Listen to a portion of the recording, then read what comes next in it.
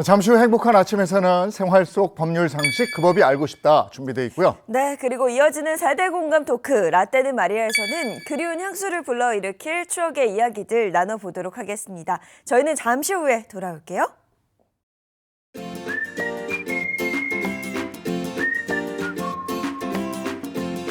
안녕하십니까. 행복한 아침 이재훈입니다. 안녕하세요, 장예인입니다. 새로운 한 주가 시작됐습니다. 오늘은 1월 6일 월요일이고요. 만약에 사랑하는 남편이 한 말이 성별 빼곤 다 거짓이었다. 어떻게 하시겠습니까? 이게 과연 혼인 취소가 가능할까요? 그 법이 알고 싶다 해서 알아보겠습니다. 네, 그리고 요즘은 혼술, 혼밥이 대세인 시대죠. 혼자 술을 마시고 혼자 밥을 먹는 게 전혀 어색하지 않을 때인데요. 하지만 그때 그 시절에는 작은 단칸방에 온 가족 둘러앉아 몸을 부대끼며 자기도 하고 또 밥 반찬 하나 더 먹겠다며 싸우던 시절이 있었습니다. 자, 오늘 라떼는 마리아에서는요. 한 지붕 밑에 대가족이 살던 그때 그 시절 이야기 만나보도록 하겠습니다. 자, 월요일의 행복한 아침 본격적으로 시작합니다.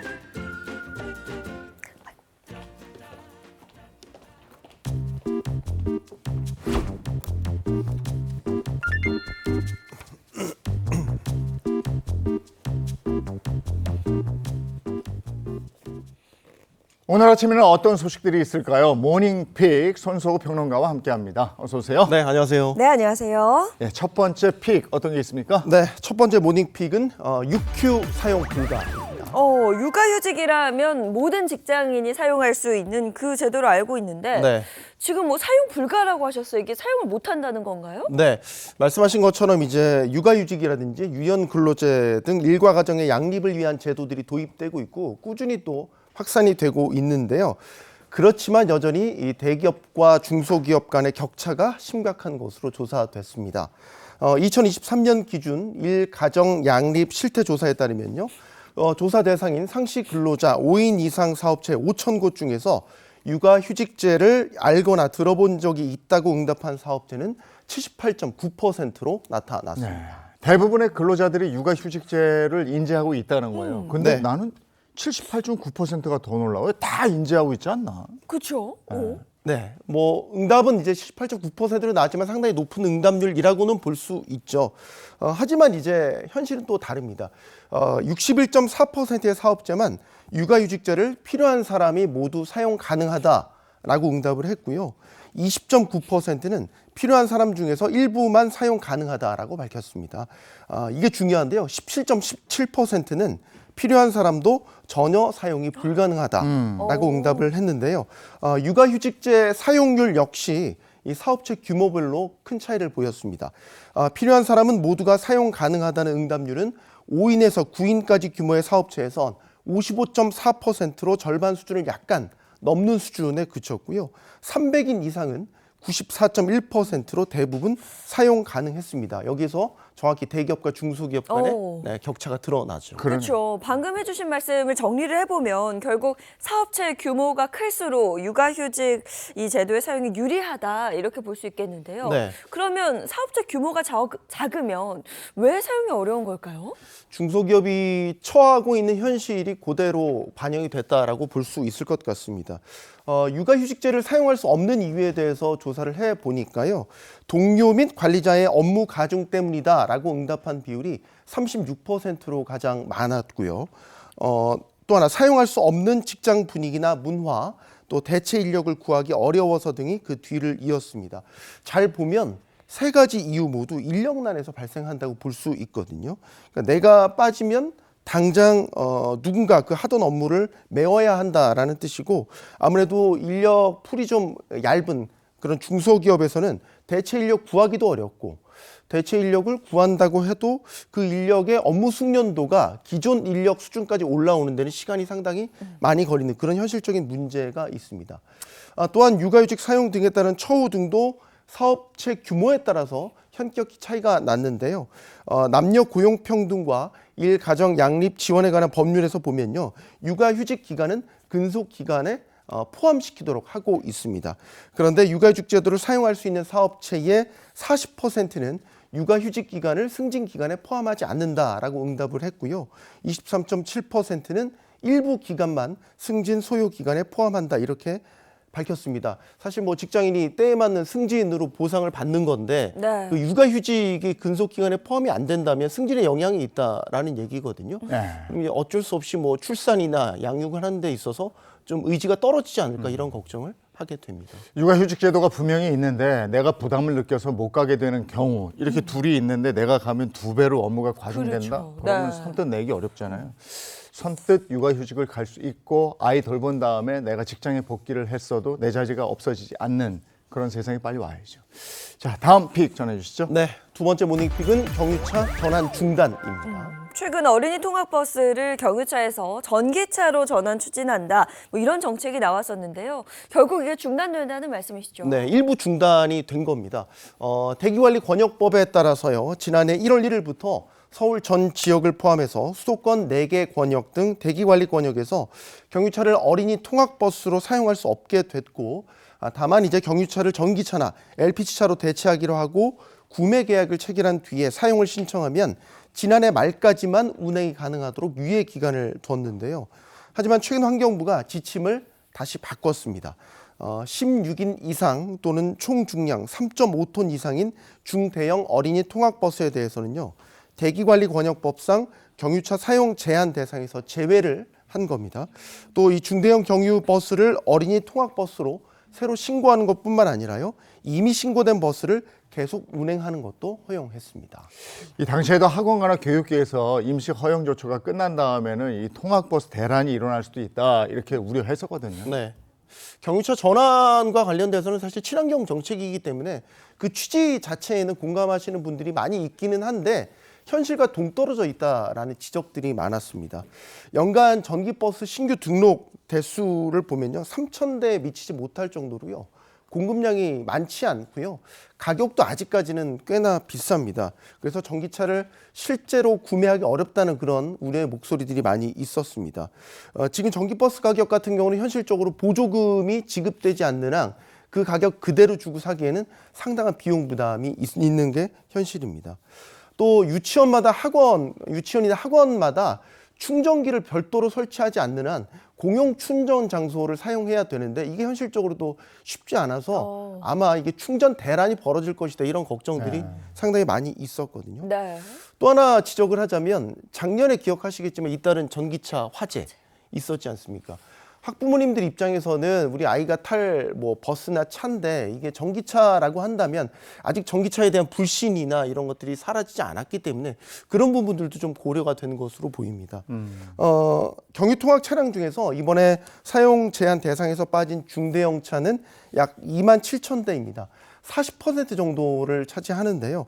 환경부 관계자는 추후 이 전기차로 통학버스 전환이 쉬워졌다고 판단이 된다면 재추진하겠다 이렇게 밝혔습니다. 이게 또 환경을 생각해서는 점차적으로 이렇게 개선이 돼야 되는 것인데 네. 이게 한꺼번에 못 하겠네요. 워낙에 많고 이게 뚝딱 되는 일이 아니니까.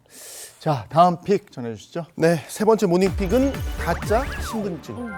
가짜 신분증이라면 신분증을 도용하거나 혹은 뭐 가짜로 제작을 했다는 거예요? 네, 맞습니다. 신분증 위조는 엄연한 불법입니다. 최근에 그 17세 이상인 국민을 대상으로 모바일 주민등록증 발급을 시작을 했죠. 이런 가운데 SNS를 중심으로요, 위조된 모바일 신분증을 제작해 주겠다라는 게시물이 등장하면서 이게 지금 사회 문제로 부상하고 있습니다. 한 SNS에서 모바일 신분증 제작이라고 검색을 해보면요, 관련된 포스팅이 수십 건 이상 나오는 것을 확인할 수 있습니다. 특히 계정글에서는요, 3만 원을 먼저 내고 사진과 원하는 생년월일, 가명을 적어서 보내주면 2분 안에 모바일 신분증을 만들어주겠다고 이야기를 하고 있고요. 네. 뿐만 아니라 편의점에서 술이나 담배를 살 때 제시해야 될 QR코드 사용 방법도 알려준다. 이런 내용도 적혀 있었습니다. 또 다른 계정의 포스팅 글에서는요, 술집과 편의점에서 사용할 수 있는 모바일 인증을 만들어준다면서 원하면 샘플도 보내주겠다 이런 말을 덧붙이기도 했고요. 현재 민증 위조, 인증 제작 등의 해시태그를 단 상태로 게시된 글의 조회수가 수백 개를 기록하고 있는 것으로 확인이 되고 있습니다. 네. 이 위조된 모바일 신분증이 육안으로 보면요, 구분이 쉽지 않아요, 생각보다. 그래서 뭐 예를 들어서 어두운 뭐 술집이라든지 좀 정신없는 장소 같은 데서 이런 신분증을 확인하게 되면 자칫 좀 속아 넘어갈 수 있는 네, 그런 여지가 상당히 큽니다. 네, 지금 이야기 들어보니까 가장 걱정되는 분들이 이제 자영업자 분들이에요. 지금 육안으로 보기에는 구분이 어렵다라고 말씀하셨잖아요. 네, 그래서 그러면 확인을 해도 확인이 안 되는 상황이 있을 수 있다는 거잖아요. 속아 넘어간다라는 그렇죠. 뜻이죠. 실제 그래서 그 처벌을 받으신 분들도 있고요. 어. 이런 우려 때문에 행안부가 최근에 이 소상공인시장진흥공단과 협업을 해서요. 모바일 신분증 확인 방법을 소상공인에게 안내했고 관련 홍보물도 제작한 것으로 알려졌습니다. 또 최신 보안 시스템이 탑재된 모바일 신분증을 위변조하는 건 불가능하다고 밝히면서 2022년부터 운영된 모바일 운전면허증 이제까지 400만여 건이 발급이 됐지만 한 번도 위변조가 발생한 적은 없다라고 강조를 했는데 이 위조된 모바일 신분증을 어떤 식으로 가지고 다닌다면 캡처화면으로 가지고 다니는 경우가 꽤 있어요. 네네. 그래서 편의점 같은 곳에서는 사실 별도의 QR코드로 이게 진위 여부를 가릴 수 있는데 아무래도 가게 규모가 작은 소상공인들께서 운영하는 가게는 QR코드로 확인이 안 되는 경우도 있거든요. 이런 경우에는 정확한 진위 여부를 가리는 방법, 명확하게 교육을 받으셔서 확인을 꼭 거치셔야 될 것 같습니다. 이게 국민의 편리를 위해서 한 거잖아요. 근데 이걸 또 이렇게 악용해서 이게 사용하는 사람들이 있는데 방법이 없으면 이게 엄벌해야죠. 뭐 어떡하겠습니까? 그렇죠. 네. 예? 근데 봐주고 이러니까 그냥 장난처럼 하는데 엄벌해야죠. 엄벌해야죠. 자, 다음 픽 전해주시죠. 네, 오늘 마지막 모닝입니다. 광교 사슴 결말입니다. 광교 사슴이라면 기억이 납니다. 산책로에 출몰해서 시민들에게 피해를 입히고 그 다음에 이제 포획된 그 사슴을 말씀하시는 것 같은데 당시 입양 절차를 알아본다라고 하면서 근황이 후에 들려오지 않아서 네. 어떻게 된 거지 싶었거든요. 네, 경기도 수원 그 도심 공원과 산책로에 출몰을 해서 시민 2명을 다치게 했다가 포획된 뭐 이른바 광교산 꽃사슴이라고 불리웠죠. 지난달 한 농가에 입양된 것으로 파악됐습니다.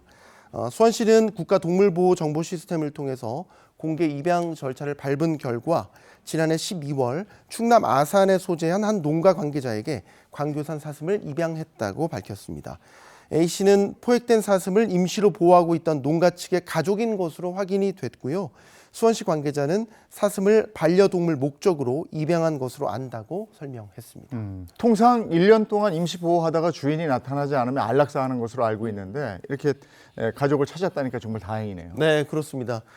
시는 해당 꽃사슴이 안락사되지 않도록 직접 농장 등을 수소문하다가 A씨가 입양 절차를 밝힘에 따라서 절차를 진행했는데요. 시는 지난달 12일 해당 사슴을 사육하는 현장에 방문했는데 이 포획 당시 야이였던 사슴은 살이 올라서 덩치도 커졌고요. 털에도 윤기가 흘렀다고 전했습니다. A씨가 아무래도 정성을 들여서 잘 관리한 것으로 보이죠. 시는 아직 이름이 정해지지 않은 꽃사슴에 대해서 광교산에서 생활하다가 포획됐으니까 광교라는 이름이 어떻겠냐고 A씨에게 제안하기도 했습니다. 예. 오늘 모닝페이 여기까지 하겠습니다. 손석구 평론가와 함께했습니다. 고맙습니다. 감사합니다. 고맙습니다.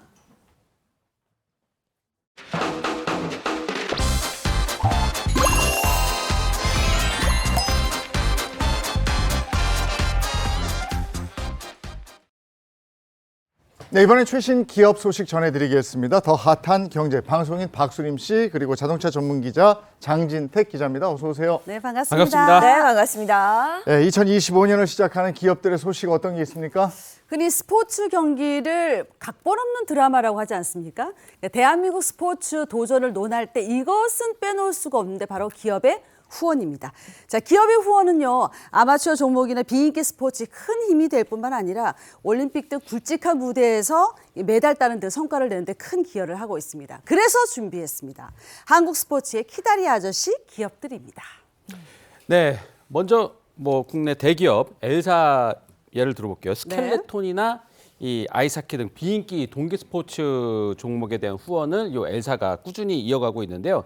2015년 스켈레톤 국가대표팀 후원을 시작으로 2016년 여자 아이스하키 대표 국가대표팀 후원도 시작을 했고요. 또 현재 엘사는 스켈레톤 국가대표팀과 남녀 청소년 아이스하키 국가대표팀을 메인 스폰서로 후원을 하고 있습니다. 네, 엘사는요, 스켈레톤이라는 이름조차 생소하던 시절에 국내외 전지훈련과 정비 지원을 시작했습니다. 스켈레톤 한 대 가격이 1,500만 원에 달합니다. 오. 선수들은 1, 2년에 한 번씩 썰매를 교체하기 때문에 부담이 큰 종목이지만 정부 지원만으로도 국가대표팀 운영이 어려워서 엘사는 같은 기업의 후원이 절대적으로 필요한 거죠.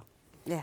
엘사의 이 같은 전폭적인 후원에 힘입어서 2023년 12월 프랑스 라플라뉴에서 열린 2023-2024 시즌 국제 봅슬레이 스켈레톤 연맹 월드컵에서 정승기 선수가 금메달을 따는 쾌거를 대단하죠. 이루기도 예. 했습니다. 이는 2020년 1월에 아이언맨 윤성빈 선수가 금메달을 딴 뒤 한 4년 만에 또 쾌거입니다. 와. 우리나라가 전통적으로 또 동계 스포츠 강국인데 이렇게 아이스하키라든지 스켈레톤 같은 것에는 기업의 후원이 별로 없어서 네. 선수들이 고생 많이 했는데 이렇게 후원해 주시면 선수들이 운동에만 전념할 수 있으니까 또 좋은 성과로 보답할 수 있잖아요. 네네네. 자, 토탈 에너지 솔루션 기업인 H사는요, 장애인 스포츠 발전을 위해서 장애인 스포츠단을 운영하고 있습니다. H사의 장애인 스포츠단은요, 2019년에 창단해서 올해로 6년째 명맥을 잇고 있는데 이 다종목 장애인 선수단입니다. 꾸준한 훈련과 뛰어난 기량을 바탕으로 수년째 전국 대회에서 우수한 성적을 거두면서 장애인 스포츠 저변 확대에 기여하고 있습니다. 네, 스포츠단 선수들은 제44회 전국체전에서 6개 종목에 참가해서 총 30개의 메달을 획득했는데요. 와. 이 같은 좋은 성적의 뒷받침에는 H사의 전폭적인 지지가 있었습니다.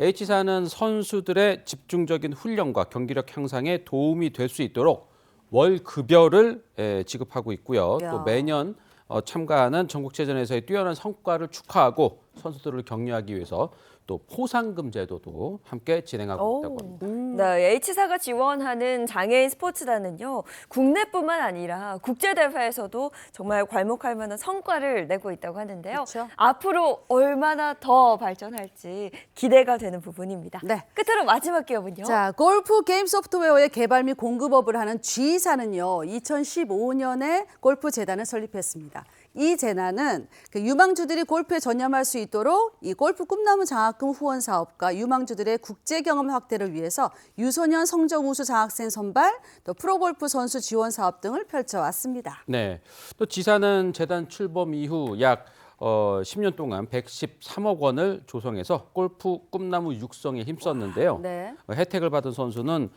1,000여 명에 이른다고 합니다.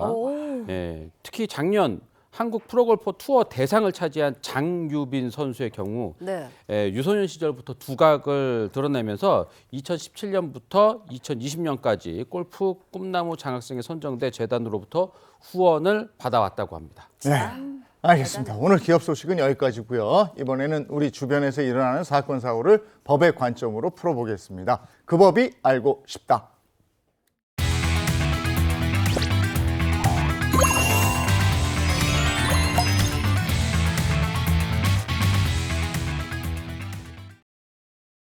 행복한 아침 함께하고 계신 지금 시각이 7시 49분을 향해 가고 있고요.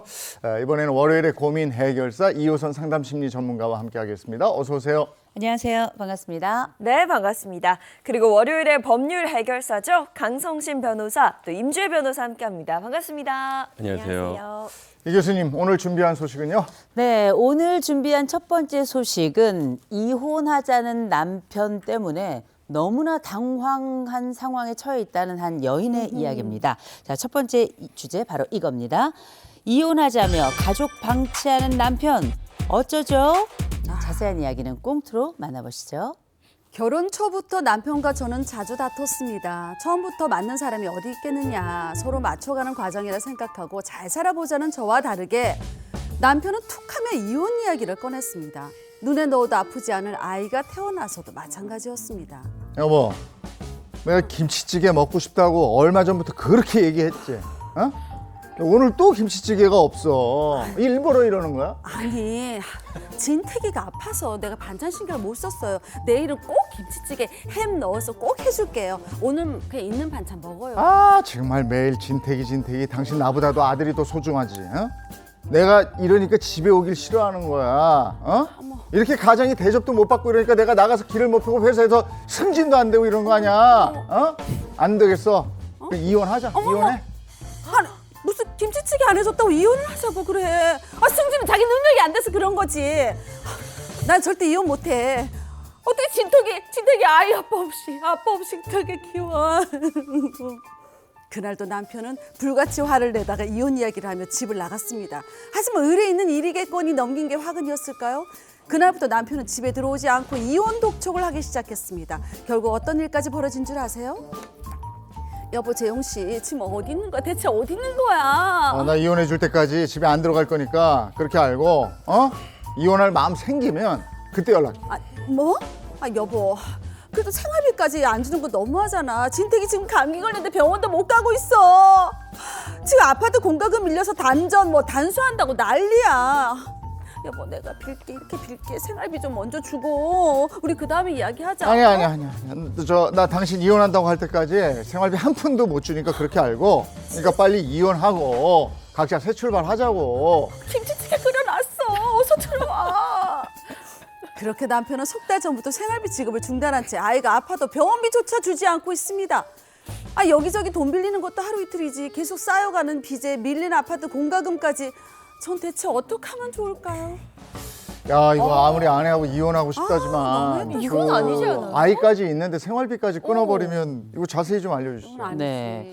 이 사연은 이렇게 된 겁니다. 40대 A씨가 몇 달 전부터 남편의 이혼 독촉이 계속 이어지고 있었어요. 그러나 A씨는 아이도 아직 어리고 이혼할 생각이 없었던 겁니다. 그래서 이혼 못 해준다 이렇게 버티고 있었던 상황에 남편은 급기야 집을 나가게 됐고요. 아이고, 참. 석 달 전부터는 아이의 생활비 지급도 중단해버렸어요. 아이가 아프다는 A씨 말에도 이혼해주면 내가 양육비를 주겠다. 그때 데리고 가라. 뭐 이런 식으로 막말을 하는가 하면 자기가 쓴 통신비를 제외하고는 생활비 한 푼도 부담을 하지 않고 있는 섭섭한데요? 상황이었습니다. 이래서 A씨는 지난 2달은 겨우 버텼지만 이제 더 이상 어디다 손 벌릴 것도 없고 거기다 이제 여러 빌린 돈 때문에 빚이 쌓여져 가고 있는 상황이었기 때문에 남편에게 가족 생활비를 받아낼 수 있는 방법이 없는지 이 점을 궁금해하고 있는 겁니다. 아니 아무리 이혼을 원한다고 해도 남편으로서 또 아예 아빠로서의 노릇은 좀 하고 해야 될 텐데 실제로 상담하면서 이런 사례들이 있습니까? 이거 생각보다 굉장히 많습니다. 많아요. 이게 이제 제가 상담했던 사례들이 여럿이 있었습니다만 놀랍게 이런 이혼을 전제로 해서 내가 이혼해줄 때까지는 내가 돈을 주지 않겠다.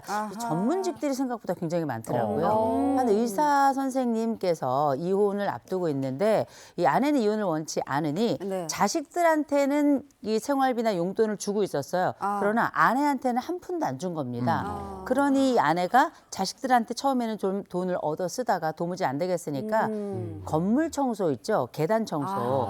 이 계단 청소를 시작하다가 이제 다리를 좀 삐끗하게 된 거예요. 그럼 병원을 가야 되는데 아이들도 해외에 나가 있는 상황이고 이 아내는 돈이 한 푼도 없는 상황이라 그 다리가 문제가 생겨가지고 나중에는 제대로 잘 걷지도 못하는 상황이 생겼거든요. 아이고. 그러나 결국 이 아내하고 남편은 이혼을 하긴 했는데 이것 때문에 굉장히 복잡한 법적인 문제가 좀 있었습니다. 네. 아니 근데 이 사연 같은 경우에는 아이가 지금 아프다는데 아이한테도 돈을 안 주고 있는 그런 상황이거든요. 이 남편에게 생활비를 받으려면 변호사님 이거 어떻게 해야 되는 거예요? 소송해야죠. 진택이 지금 병원 못 가고 있잖아요. 그리고 아파트 공과금도 못 내고 있다고 합니다. 현안에서 보면. 이게 우리가 부부 간에는 진짜 민법에서도 정하고 있는 1차적 부양 의무를 갖고 있어요. 1차적 부양 의무는 뭐냐면 내가 예를 들어서 김치찌개를 먹습니다.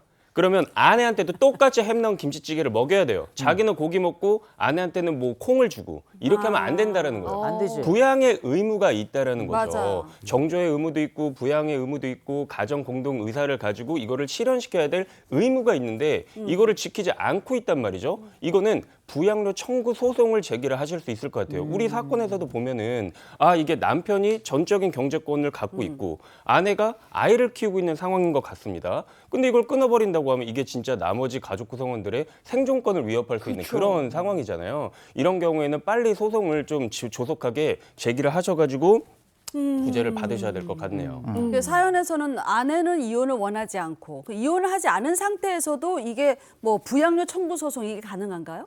네, 사실 실제로 상담을 진행해 보면은요, 이런 경우가 정말 많습니다. 그러니까 부부 한쪽만 이혼을 원하고 있는 경우에 지금 이혼을 원하는 쪽이 이혼을 원하지 않는 상대방을 압박하는 수단으로요. 정말 치사하게 생활비를 가지고 맞아. 이혼을 종용하는 경우가 있어요. 이럴 때는요, 부양료 청구 소송 진행하시면 됩니다.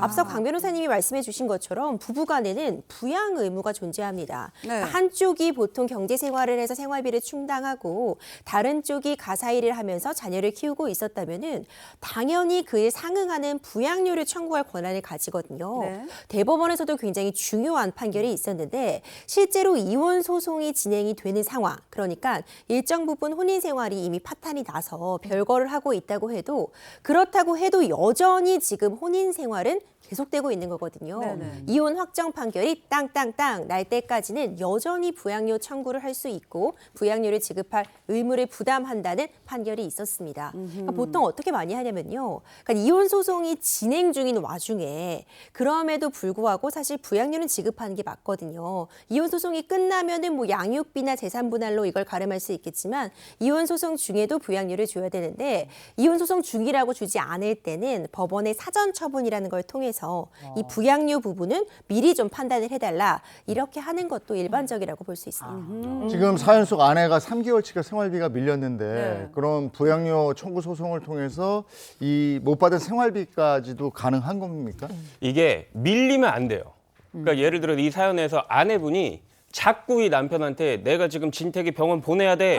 우리 지금 공과금 못 내고 있어. 이런 식으로 계속 이행을 촉구하셔야 됩니다. 그러니까 그렇지 않고 상대방이 몰라요. 이 사람이 생활비가 필요한지도 모르고 맞아, 맞아. 진택이가 아픈지도 모르고 맞아. 아무것도 말을 안 해서 몰랐어요. 그런 경우에 나중에 가가지고 예전에 진택이가 병원에 못 가가지고 뭐 어쩌고저쩌고 돈이 필요했어라고 해버리면 안 늦을 돼요. 수가 있다라는 거예요. 그러니까 이러한 상황에서는 계속해서 생활비가 필요하실 거 아닙니까? 그때 말을 하시라는 거예요. 그리고 나중에 소송에 갈 거를 대비해서라도 내가 꾸준히 생활비에 대한 이행을 청구했다라는 증거를 남겨놓으시는 게 나중에 소송에서 유리하게 쓰여질 수 있으니까 이 부분도 참고하셨으면 좋겠습니다. 네. 그러면은 요 한 걸음 더 나가서 이 생활비를 안 주면서 아내가 여기저기 또 빚을 지고 있었잖아요. 맞아요. 요 빚진 거 요거에 대해서도 남편도 함께 빚을 갚아야 될 의무가 있지 않을까요? 그것도? 궁금하네 그거. 그러니까 아내가 빚을 진 게 네. 뭐 본인이 뭐 호의호식 하려고 뭐 그게 빽살라고 진 거 아니잖아요. 생활비를 위해서 어쩔 수 없이 빚을 지신 경우라고 볼 수 있겠죠.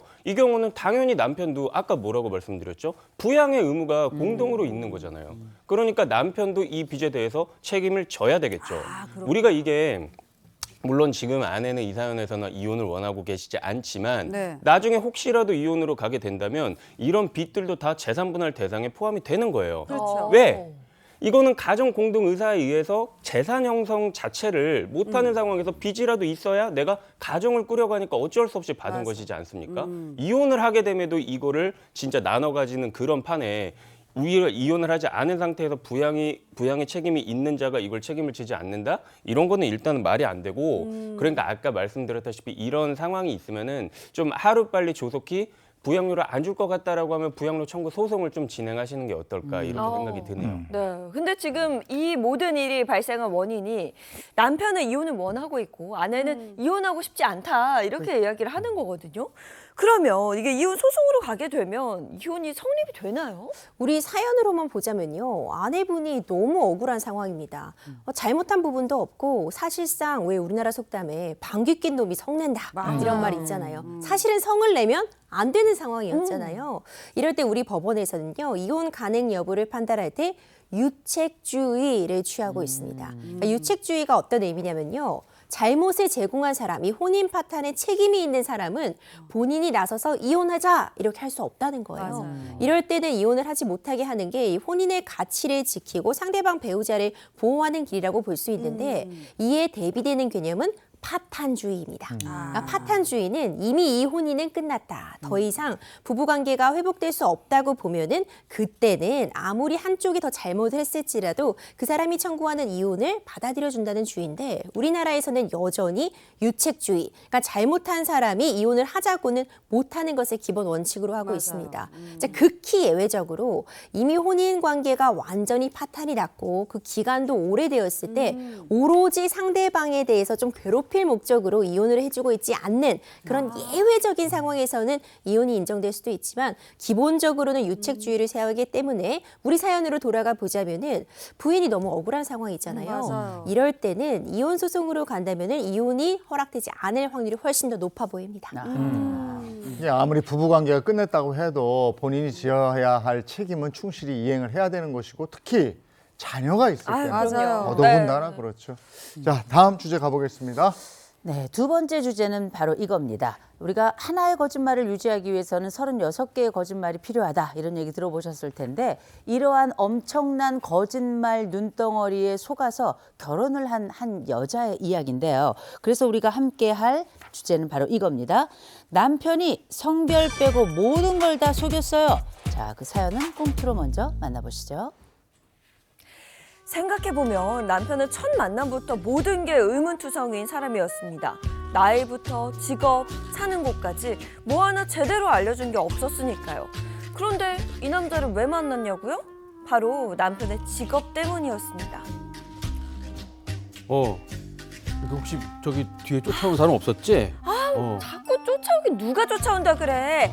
자기 영화 좀 그만 보라니까. 야, 자기도 알다시피 내가 이게 그냥 보통 사람이 아니잖아 내가.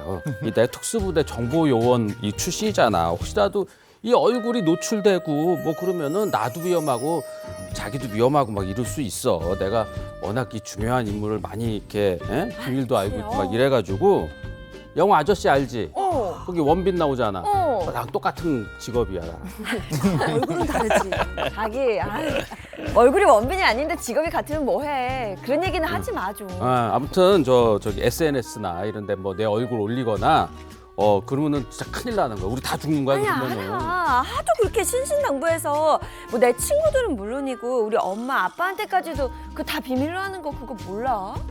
미안해 자기야. 내가 직업이 내가 워낙 특수하다 보니까 마음대로 이거 나 사랑을 표현하는 것도 쉽지가 않네.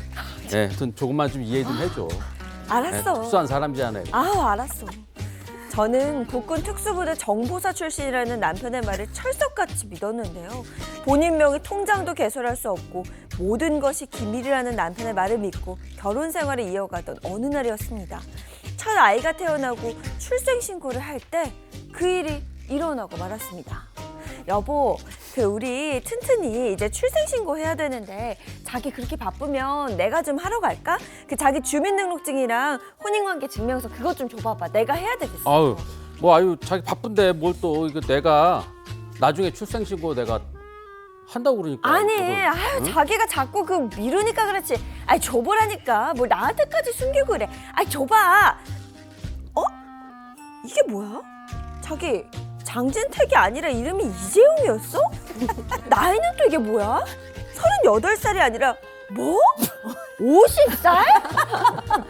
뭐야? 여기 자기도 알다시피 내 직업이 또 나와. 특수부대잖아. 특수부대 정보요원. 가짜 신분증 같은 거 한두 개씩은 내가 다 가지고 있어. 아니 말이 되는 소리를 해. 자기 지금 나 속인 거지? 당신 진짜 정체가 뭐야? 나한테 말한 것 중에 진실이 하나라도 있어? 나 이대로는 진짜 못 참아 못 믿겠어. 나 당신 고소할 거야 고소. 그동안 남편이 저에게 했던 말은 모두 거짓이었습니다. 남편은 저에게 나이, 직업, 초혼 여부, 가족관계 등 모든 것을 속였는데요. 성별 빼고 모든 것이 가짜였던 남편. 이런 남편을 전 더 이상 용서할 수 없습니다. 남편에게 법적인 책임을 묻고 모든 걸 처음으로 되돌리고 싶은데 이게 가능할까요? 와, 이게 왜죠? 리플리 증후군이라고 그러잖아요. 거짓말을 해놓고 이제 자기도 확신하는 거예요. 믿어버리는 이걸 그냥 거. 믿어버리는 거죠. 네네. 야, 이거 자세한 사연을 좀 들어볼까요? 자, 말씀을 좀 드려볼 텐데요. 이게 30대 여성 A씨 사연입니다. 이 여인이 2021년 온라인 게임을 통해서 50대 남성 B씨를 알게 되고 같이 함께 교제를 시작합니다. 그러다가 임신이 됐어요. 그러면서 2023년 1월부터 같이 동거를 시작했고 8월 달에 급기야 혼인신고를 마쳤습니다. 그런데 이 B씨가 자기 신상에 대해서 나는 국군 특수부대 정보사 출신이라서 얼굴이 노출돼서도 안 되고 거기다 뭐 4명의 통장도 개설할 수 없다. 또 나에 대한 모든 것은 다 기밀이다. 이렇게 이야기를 한 겁니다. 그리고 이 A씨는 이 B씨의 말을 아주 철석같이 믿게 된 거예요. 그런데 우연히 출산을 한 이후에 남편의 휴대전화기하고 연동된 그 클라우드가 있잖아요. 알죠. 인터넷 클라우드에 있는 사진을 보다가 이 남자가 자신을 철저하게 속였다는 걸 드디어 알게 됩니다. 왜냐? 출생신고를 한 이름, 뭐 직업, 초혼 여부, 자녀 유무, 뭐 가족관계, 군대 이력, 재력 할 거 없이 이 남편이 A씨에게 말했던 모든 것이 다 거짓말이었던 거예요. 그뿐만이 아니라 아내가 임신을 했을 때 폭력을 행사하기도 했어요. 거기다 아내 명의를 도용해서 대출까지 받은 겁니다.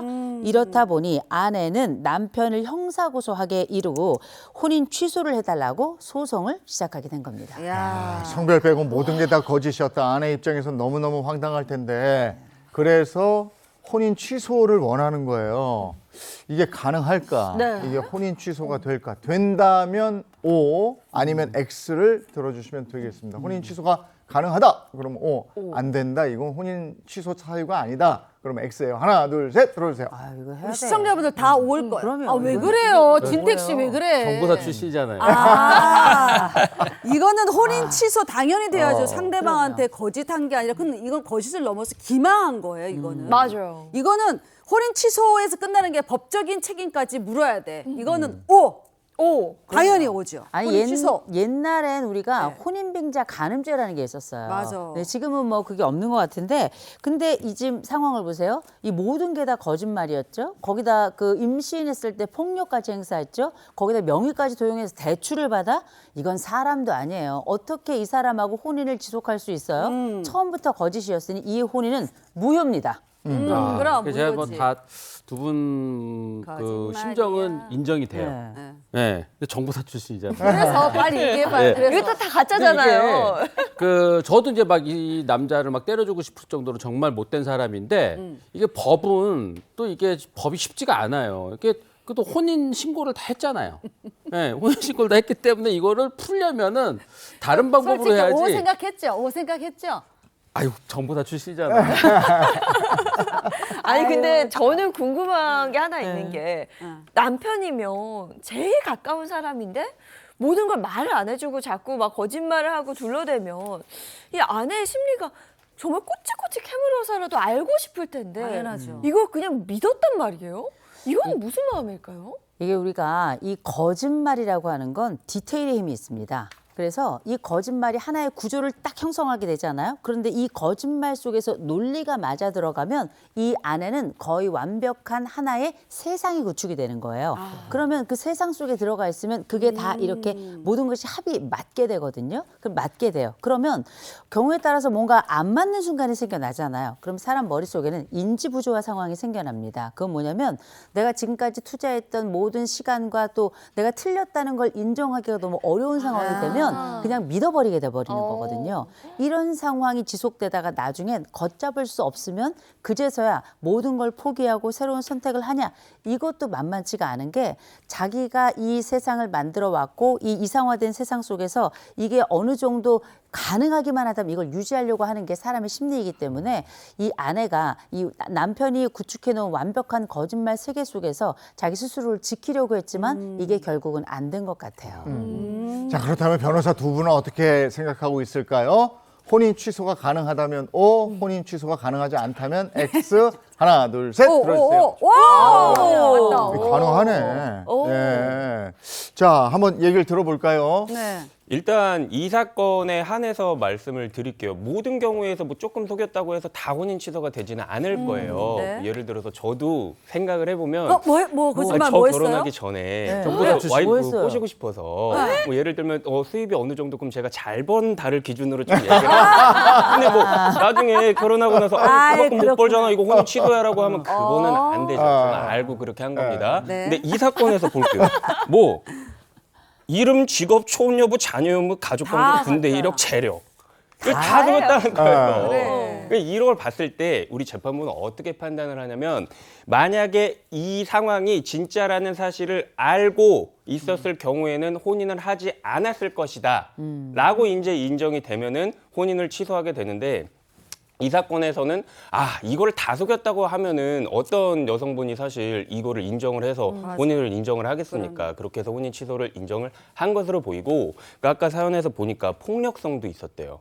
그리고 뭐 아내 명의로 대출을 받았다고 했잖아요. 뭐 경제적 피해까지 입혔지 않습니까? 그래서 이 부분을 고려를 해가지고 친권, 양육권까지 모두 다 아내에게 갈 수 있도록 그렇게 판결을 내린 사항이고 네네. 혼인 다 취소되고 이제 여성분은 새롭게 새 출발을 하실 수 있게 되었습니다. 그럼 혼인 취소하고 혼인 무효가 있더라고요. 둘이 같은 거예요? 다른 거예요? 효과는 비슷하다고 네. 생각하실 수 있지만 사실 굉장히 다른 개념입니다. 그러니까 정상적으로 성립한 일단 혼인 관계가 있을 때 이것을 해소하려고 하려면요. 일단 이혼이 있을 수 있고요. 혼인 무효, 혼인 취소 이렇게 세 가지 방법이 있습니다. 그러니까 이혼은 말 그대로 혼인은 정당하게 성립을 했습니다. 네. 하지만 그 이후에 어떤 사유에 의해서 남남이 되는 거고요.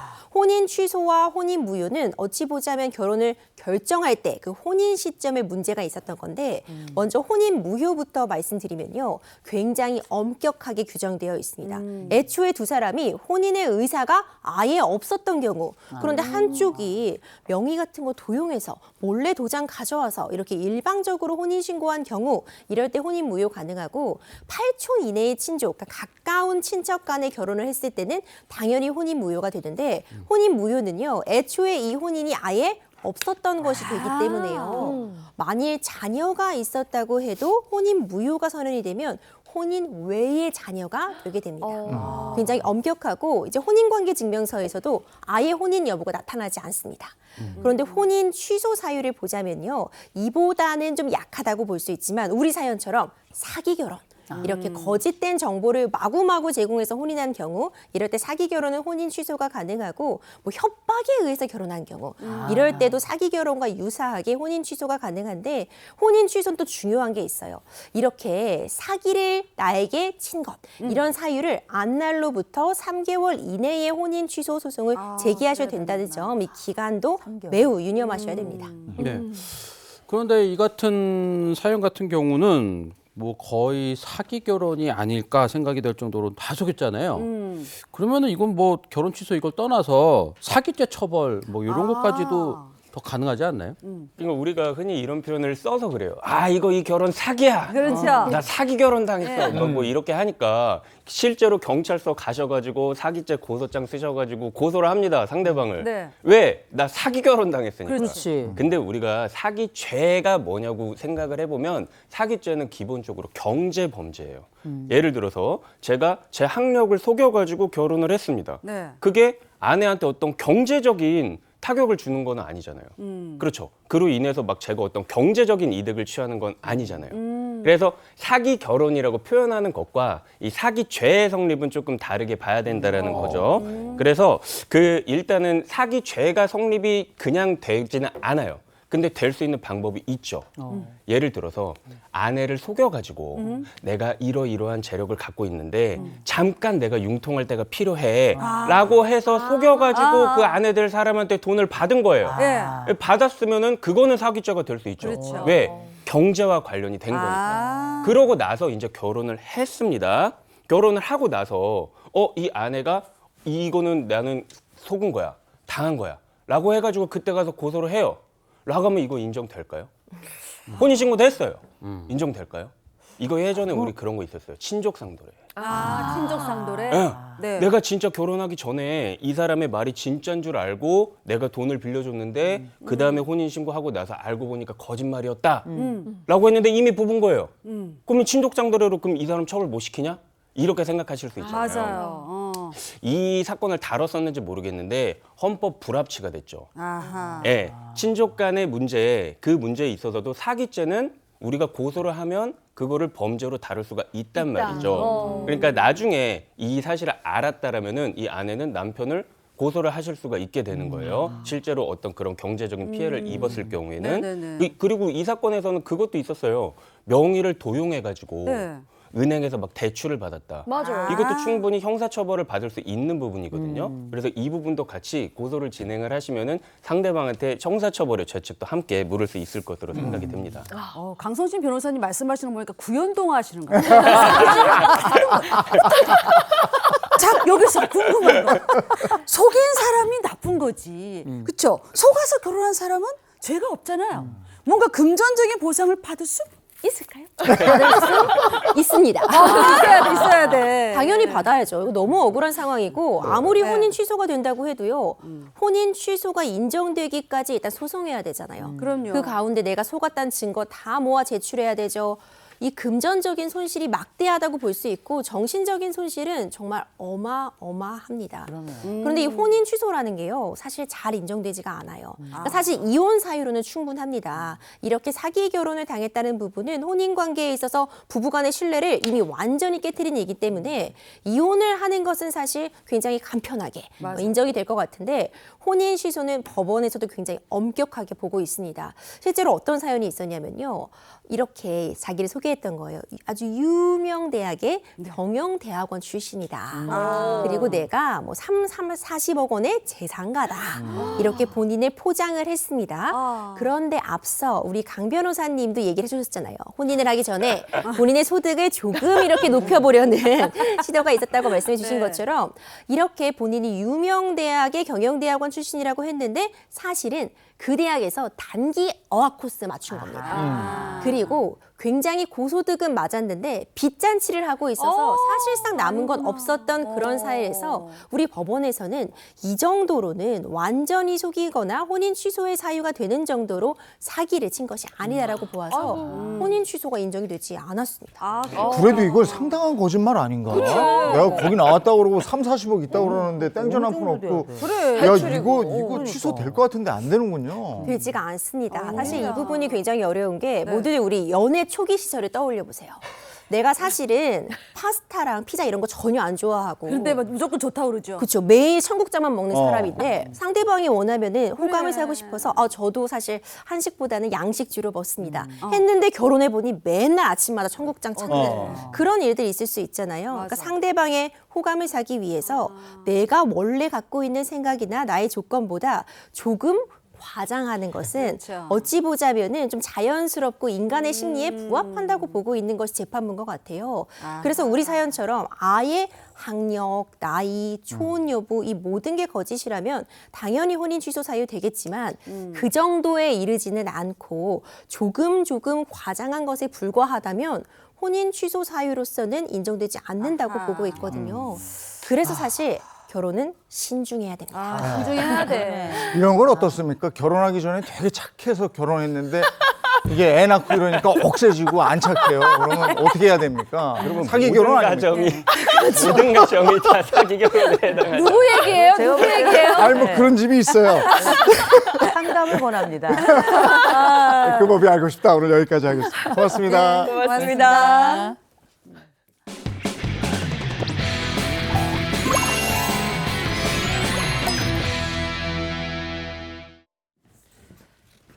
자, 이번엔 라떼는 말이야 시간이죠. 이번 주제는요. 뭉쳐야 산다. 한지붕 대가족입니다. 그렇게 많은 결혼을 하고 날 닮은 예쁜 아이를 낳고 그 녀석이 벌써 학교에 들어갔네. 어느덧 세월은 날 붙잡고 황혼의 문턱으로 데려와.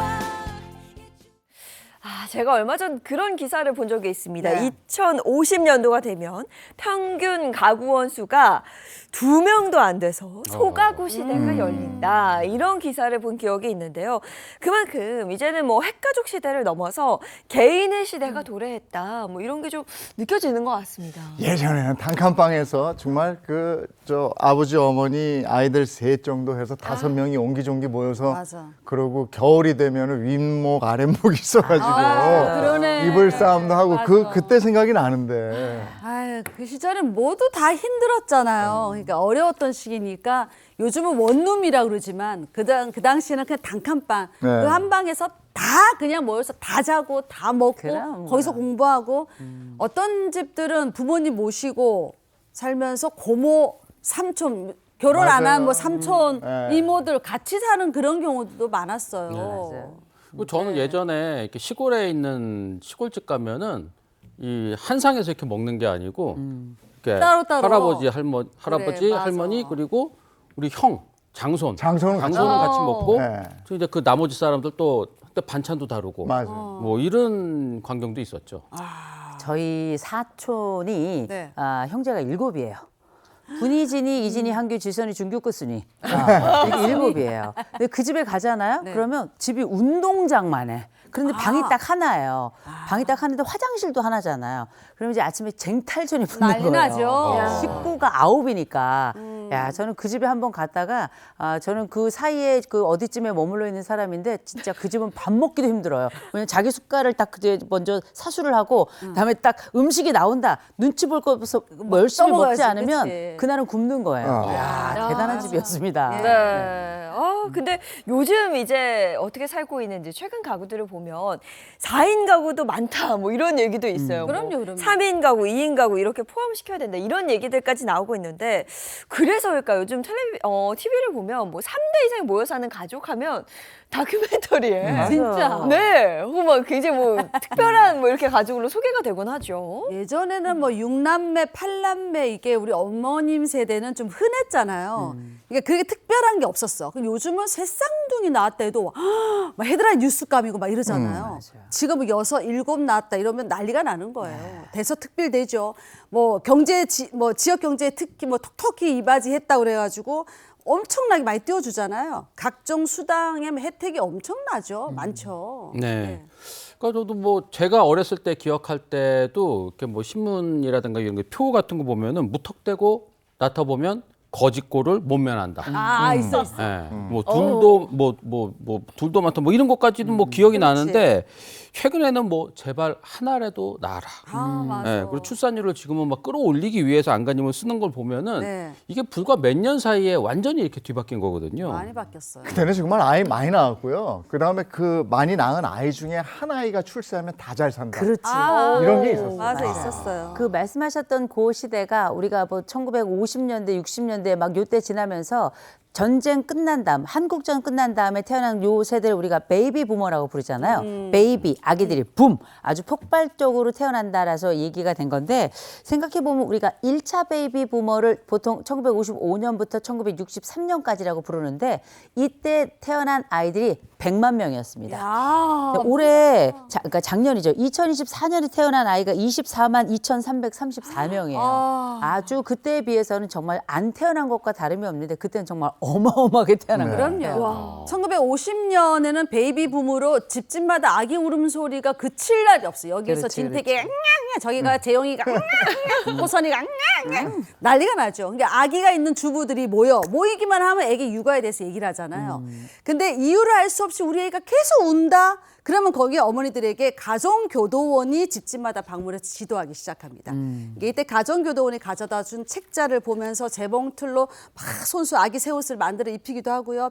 책자를 통해서 어른들이 먹는 음식이라 다 애들 먹이면 안 된다 이렇게 교육을 해주기도 하고 아기의 건강 이유식 레시피 뭐 상세히 기록해서 미디어나 책자로 배포하기도 했습니다. 그 당시.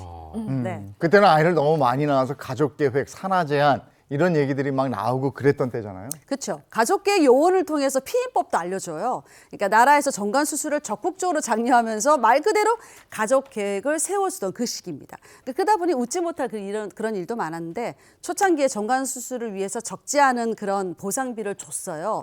그러니까 이런 짭짤한 정관 수술 보상금을 노린 그 사기 사건이 등장을 합니다.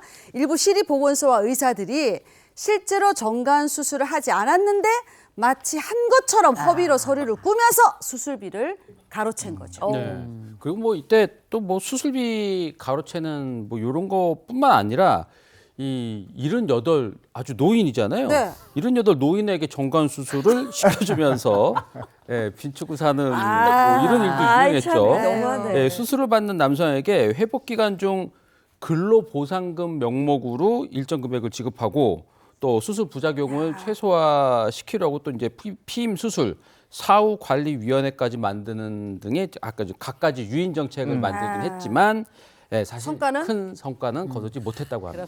자, 그러면 그때 당시 왜 이렇게 성과가 잘 나지 않았는가? 네. 그 여러 가지 이유가 있겠습니다만 제일 먼저 많이 손가락을 꼽았던 게 남자들이 정관 수술을 일단 안 하려고 그랬던 거예요. 네. 왜 안 하려고 그러냐? 바로 잘못된 성상식 때문에 그랬다라는 게 이제 이야기인데 첫 번째, 정관 수술 받으면 첫째, 정력이 떨어진다.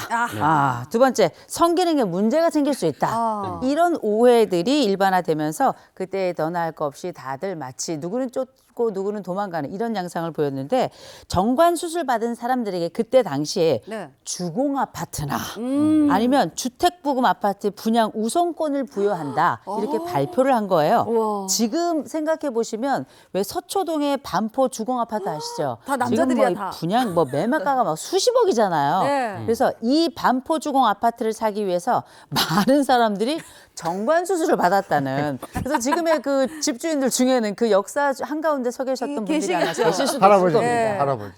그래서 당시에 반포 주공 아파트의 청약 우선권을 정관 수술자가 갖게 되면서 서. 곧땡 아파트, 내땡 아파트라 불리는 웃지 못할 사연도 있다고 합니다. 근데 이런 정책 노력 덕분에 1976년 말 8월 이게 8만 명에 불과하던 이 불임 시술자가 1년 뒤에는 14만 명으로 늘었다고 합니다. 그리고 그때는 이런 일도 있었대요. 그 가족계획 요원이 집집마다 정관 수술 하라고 이제 이야기하려고 방문하면 어머님들이 누가 뭐 우리 대 끊기게 할 일이냐고 막 노발대발 하셨다고 맞아, 하더라고요. 맞아. 그래서 우리가 알고 있는 후나미와 귀나미가 나온 거 아니겠습니까? 그래서 그때는 뭐 몇 대 독자 뭐 난리 나는 거고 심지어 옛날엔 뭐 3대 독자 이러면 군대도 면제였어요. 그런 시절이 맞다, 있었는데 맞다. 아 육방이었다. 육방. 그런데 옛날에는 며느리가 시집을 와서 옛날엔 뭐 며느리 시집이란 말을 썼죠. 지금은 시가란 말을 쓰지만 네네. 만약 아들을 낳지 못했다. 그러면 구박은 기본이고 아들 낳을 때까지 계속 가족들 모두가 다 푸시를 하던 그런 시대가 있었는데 아까 말씀드렸던 저희 사촌도 그런 게 아니었나 그런 생각을 한번 해봅니다. 그 예전 아들과 딸 드라마 보면 딸만 내린다타 구박받던 그 어머니가 그 이란성 쌍둥이 낳잖아요. 아들이 최수종이었고 네, 귀남이. 예, 그 이름이 귀남. 너무 귀한 아들이라고. 그 딸 이름이 뭐냐? 아들 낳고 또 낳으라고 해서 후남이라 이름 지었죠. 네. 너무해요. 너무했어 사실 진짜. 이 드라마 속의 후남이야말로 이 김희애 씨, 네. 70년대, 80년대를 보낸 중년 여성들의 좀 단상인 것 맞아요. 같다는 생각이 들어요.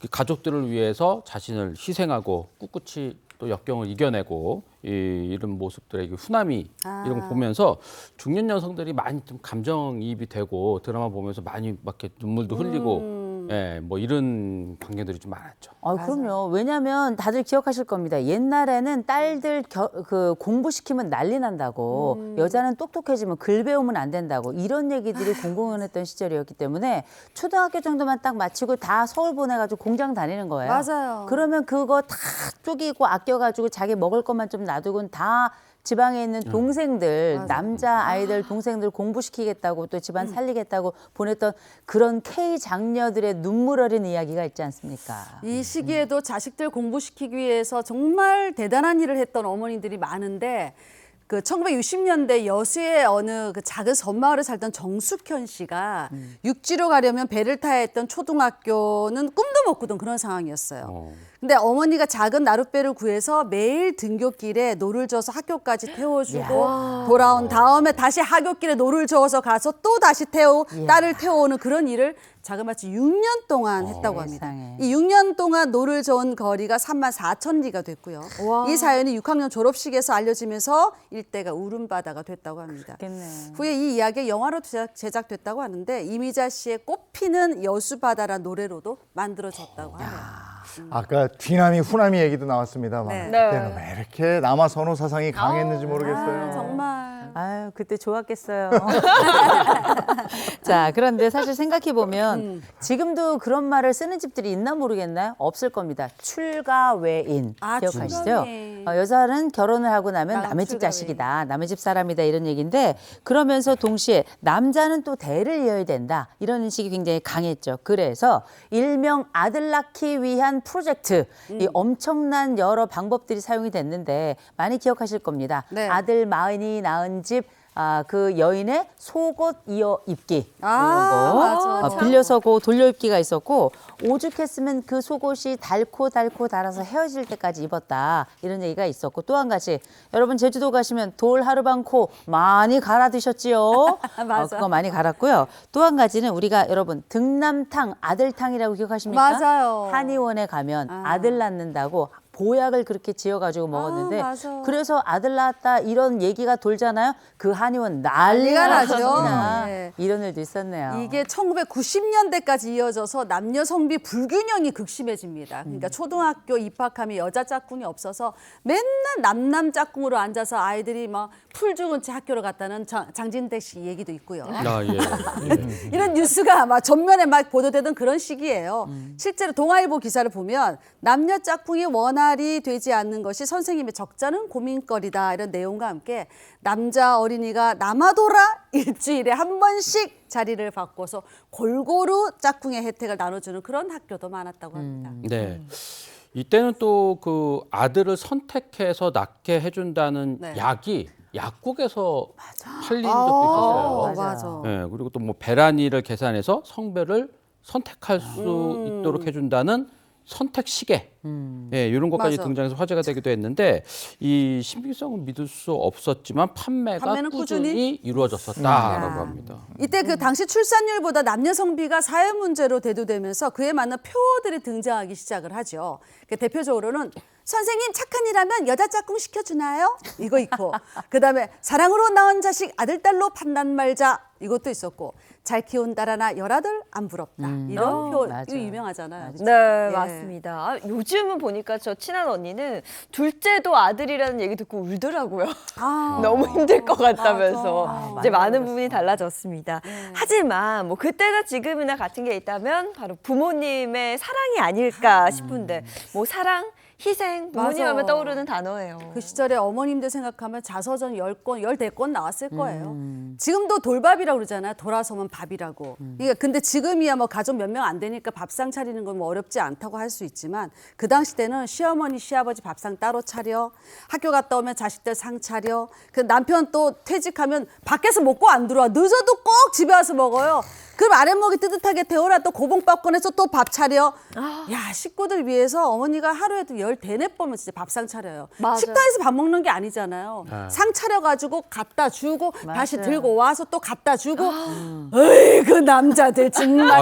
아이고. 어이구. 지금으로서는 진짜 상상도 할 수 없는 맞아. 광경이죠. 저는 뭐 늦게 들어가가지고 어디 아내한테 밥 챙겨달라고 밥 차려달라고 밖에서 그러니까. 먹고 가죠. 그럼. 아니 저 혼자 차려 먹을 때도 소리 날까봐 네, 소리 뒤꿈치 나면 들고. 뭐 또 먹으려고 그러냐고 또 막 그럴까봐 조용히 네, 소리 날 것 같은 거 안 먹고 그러죠. 그래요. 생각해 보면 우리가 1970년대 막 요때 지나면서 우리가 식구라는 개념이 굉장히 중요했어요. 그래서 다 같이 둘러앉아서 같이 국 하나에다 숟가락 집어넣어가지고 밥 먹는 이런 사이가 얼마나 중요한가. 그런데 그 중에서도 엄마들이 밥을 준비할 때는 어떻게 했냐면 밥을 한꺼번에 이게 솥에다 딱 하잖아요. 네. 옛날에 전기밥솥이 어디 있어요? 맞아요. 그러니까 이거 다 일일이 다 밥에다가 떠가지고 뚜껑 딱 닫아가지고 아랫목에다가 그렇죠. 그래, 아니면은 미리. 이불을 잔뜩 싸놓은 장롱 안쪽에다 이렇게 쑥 넣어서 따뜻하게 한다는. 식지 않게 하려고. 지금이야 뭐 전자레인지 있으니 돌려먹지만 그런 게 어디 있겠어요. 그래서 어떻게 보면 이 엄마의 이 밥 그리고 이 뜨끈한 국 이거하고 같이 딱 밥을 먹으면 이걸 우리가 모아서 집밥이라고 그래요. 부르잖아요. 우리가 가지고 있는 정서적인 고향이라고 볼 수 있을 것 같은데 옛날엔 이런 것만 있었던 게 아니고 왜 아버지가 먼저 수저 안 드셨는데 어디서 그러니까. 감히 네가 먼저 수저를 들어 먼저 숟가락 들면 무슨 일이 생겨요. 밥상에 수저로 머리를 딱 뭐 이런 거 맞게 많이 되죠. 썼잖아요. 맞아요. 생각해 보면 장유유서라는 게 바로 그때도 있지 않았나 싶고 또 우리가 이 먹을 때 지금이야 라면 광고 같은 거 뭐 막 소리 내더라고요. 소리 못 옛날에는 내겠어. 혼났어요. 조용히. 딱 조용히 먹고 국물도 조용히 먹고 또 밥 먹을 때도 입 꼭 다물고 꼭꼭 그렇지. 씹어 먹으라 이런 얘기가 있었는데 요즘은 좀 문화도 또 많이 달라진 것 같습니다. 많이 달라졌지. 그때 그게 밥상머리 교육이거든요. 그러니까 할아버지, 할머니 계시고 어머니, 아버지 계시고 그래서 자연스럽게 거기서 밥상머리 교육이 생기는데 요즘은 네. 바쁜 순으로 먹고 나가니까. 맞아요. 네. 그 대가족 문화에서는 이 가정교육, 이 밥상머리 교육이 이 교육하시는 분들이 너무 많은 거예요. 네. 네, 그러니까 뭐 다들 어른들 있고 아이 한두 명 있고 막 그럴 때는 다 잔소리가 너무 많은 거죠. 그렇죠. 예. 네. 뭐 그것도 숟가락 뭐 소리 내면 안 돼. 뭐 또 뭐 예? 말하면 안 돼. 왼손으로 뭐 왼손잡이인데 왼손으로 숟가락 들면 완전히 맞아, 그냥 맞아. 혼났어요. 숟가락 젓가락 같이 집으면 안 돼. 맞아요. 그런 것도 억지로 있었어요. 다 오른손잡이가 됐었잖아요. 네. 예. 근데 이런 거 보면은 우리나라가 왜 동방예의지국이 될 수밖에 없었는지 맞아요. 깨닫게 되는 부분입니다. 근데 이게 1960년에서 70년대 고도 성장기를 거치면서 산업화로 오게 되잖아요. 그러면서 변하기 시작합니다.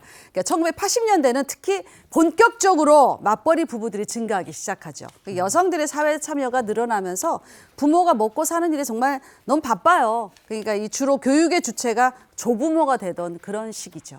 네. 생각해 보면 그때 사회적인 모토들이 있었어요. 근면, 성실, 또 우리는 또 책임과 의무 이게 굉장히 중요한 시대인데 요새 뭐 MZ 세대들은 사실 권리를 배우면서 성장한 세대라 굉장히 다르다 보니까 저희 세대만 해도 일종의 이런 사회적인 가치관이 저희 마음속에 뿌리내린 보수적 가치관의 기반이 되기도 했거든요.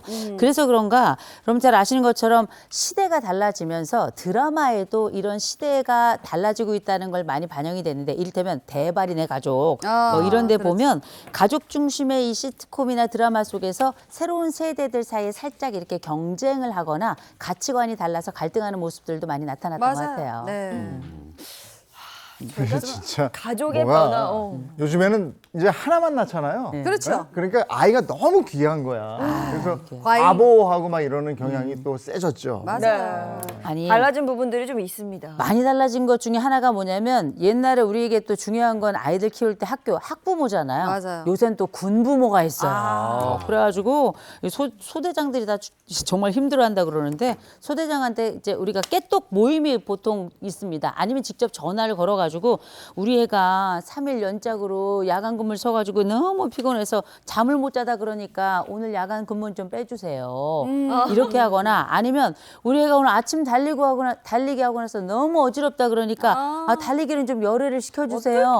이렇게 말하거나 아니 저희 애가 생활관 동기하고 사이가 안 좋아요. 생활관 좀 바꿔주세요. 이런 이야기들이 과거엔 상상할 수 없는 요구들을 직접적으로 전화를 하거나 그렇죠. 아니면 SNS를 통해서 한다는 거예요.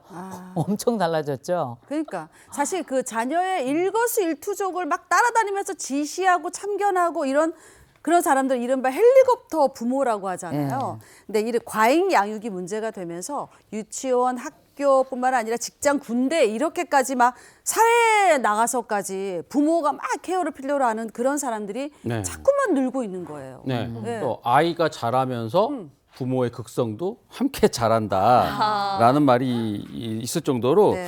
최근에는 이 아이 자기 자식의 학점이 잘 안 나온다고 학점이 좀 안 나왔다고 대학 교수에게 대학생이면 다 컸잖아요. 그렇죠. 네, 근데 대학 교수에게 부모가 뭐 따지거나 뭐 이런 경우도 있고 심지어 이제 회사 다니는 아들이 이제 뭐 회사 못 나간다고 아파서 못 나간다고 이거를 대신 상사에게 부모가 전화를 하는 아유, 예, 그리고 뭐 인사이동이라든가 이런 거에 대해서도 부모가 대신 전화해서 참견하고. 따지고 뭐 이런 일도 뭐 생긴다고 합니다. 이러다 보니까 뭐 이게 외모는 어른인데 그냥 애같이 누가 맞아요. 챙겨주지 않으면 못하는 그럼요. 그래서 뭘 맞아요. 판단을 못하는 사람들이 점점 늘고 있잖아요. 네.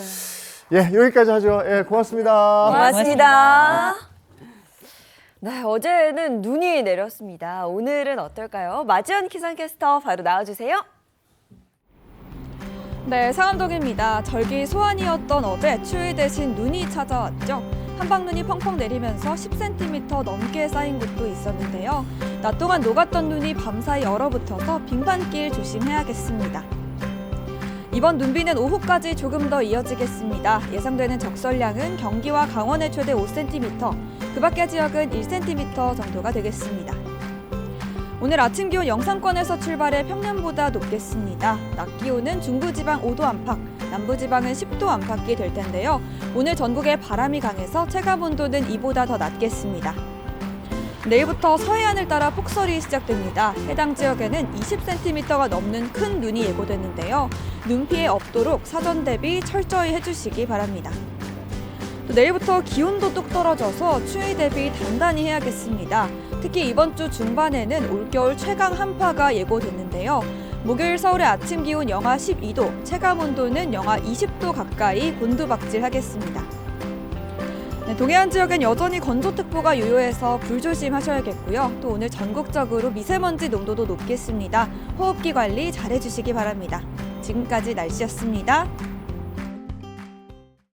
서울 같은 경우에는 어제 눈이 온 다음에 눈이 바로 녹더라고요. 이렇게 네. 추운 날씨는 아니었는데 이번 주 일기예보 보니까 막 영하 10도 써 있고 이랬던데. 네, 맞습니다. 이번 주 날이 또 급격히 추워진다고 하니까요. 건강 상하지 않도록 옷차림 따뜻하게 하셔야겠습니다. 좋은 하루 보내시고요. 저희는 내일 아침 7시 30분에 돌아올게요. 행복한 아침, 행복한 하루 되십시오. 고맙습니다. 고맙습니다. 즐거운 오아시스 Play the next channel A